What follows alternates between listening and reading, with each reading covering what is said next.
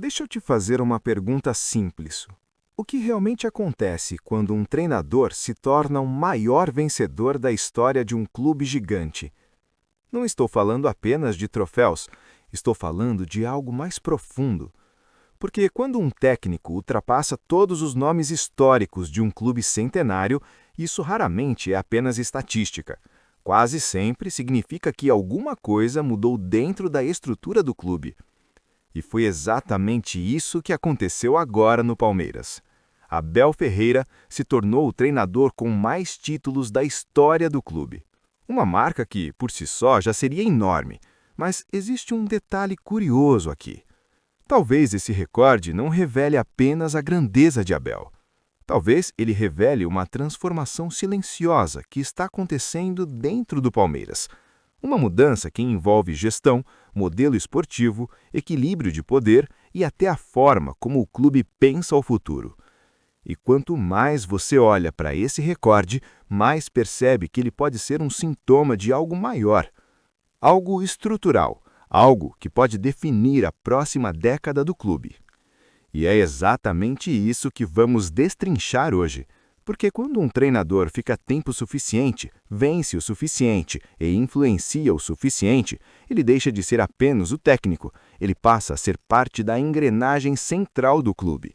Mas antes de entender para onde isso pode levar o Palmeiras, a gente precisa olhar para trás, porque a história recente do clube revela um padrão interessante, e talvez seja ali que esteja a chave para entender por que esse recorde é mais importante do que parece. Para entender o significado real desse momento, precisamos dar alguns passos para trás, porque o que estamos vendo hoje no Palmeiras não começou agora. Na verdade, essa história começa muito antes da chegada de Abel Ferreira.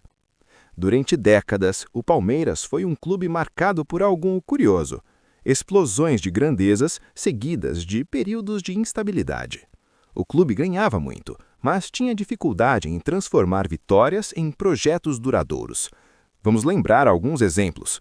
O Palmeiras dominou o futebol brasileiro no final dos anos 90 com o Vanderlei Luxemburgo. Aquele time parecia destinado a construir uma hegemonia. Mas poucos anos depois, o clube enfrentava uma crise profunda. No início dos anos 2000, veio o ciclo de Luiz Felipe Scolari, com títulos importantes. Novamente, parecia o início de algo grande, mas outra vez o projeto se dissolveu rapidamente. Percebe o padrão? O Palmeiras tinha momentos brilhantes, mas não conseguia transformar esses momentos em estrutura permanente. E é exatamente aí que começa a mudança. Nos últimos anos, o clube passou por uma transformação administrativa importante, uma mudança silenciosa. Menos política de curto prazo, mais gestão estratégica, mais controle financeiro, mais investimento em base, mais planejamento esportivo. Esse tipo de transformação não aparece imediatamente dentro de campo, mas aos poucos ela muda o funcionamento interno do clube. Quando Abel Ferreira chega ao Palmeiras em 2020, ele encontra um ambiente que já estava diferente, mais organizado, mais estável, mais preparado para sustentar um projeto esportivo de longo prazo. Mas aqui está o ponto interessante. O que Abel faz não é apenas ganhar títulos.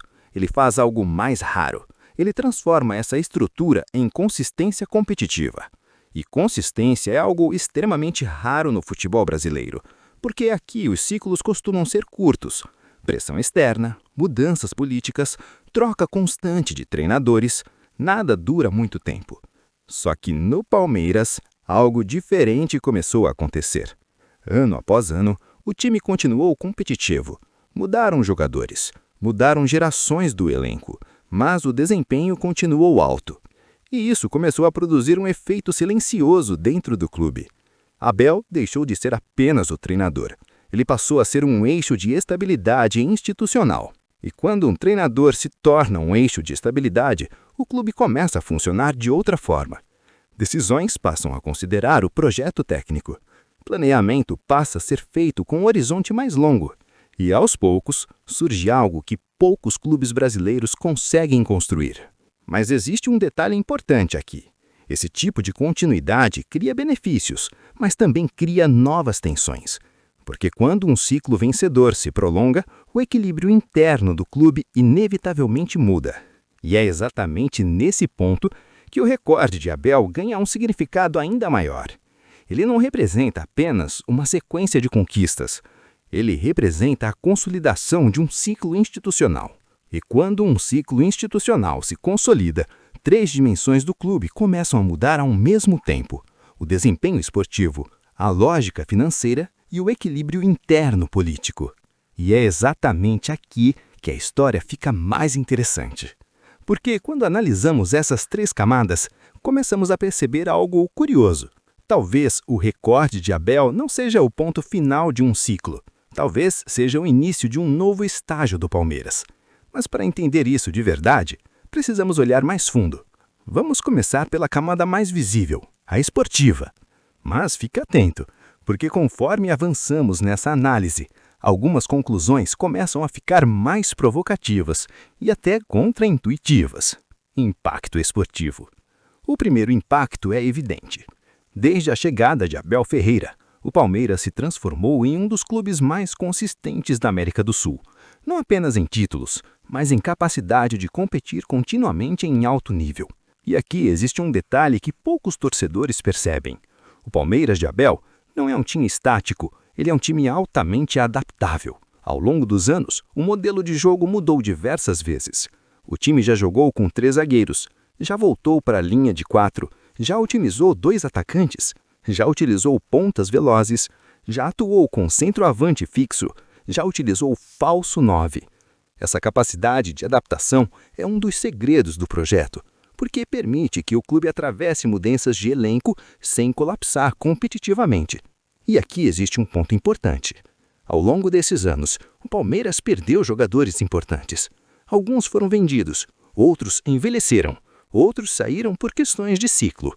Em muitos clubes brasileiros, isso seria suficiente para desmontar o time, mas no Palmeiras isso não aconteceu. Por quê? Porque o sistema se tornou maior do que as peças, e isso só acontece quando existe continuidade técnica. Mas agora vem uma pergunta interessante. Se o sistema é tão forte, por que o recorde de Abel se torna ainda mais relevante? A resposta está na próxima camada: impacto financeiro.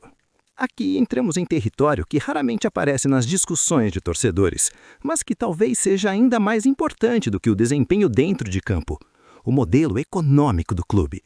Nos últimos anos, o Palmeiras conseguiu construir algo extremamente difícil no futebol sul-americano: equilíbrio entre competitividade esportiva e geração de receita. O clube se tornou em um dos maiores exportadores de talentos do continente. Jogadores formados na base passaram a ser vendidos por valores gigantescos. E, normalmente, isso cria um problema.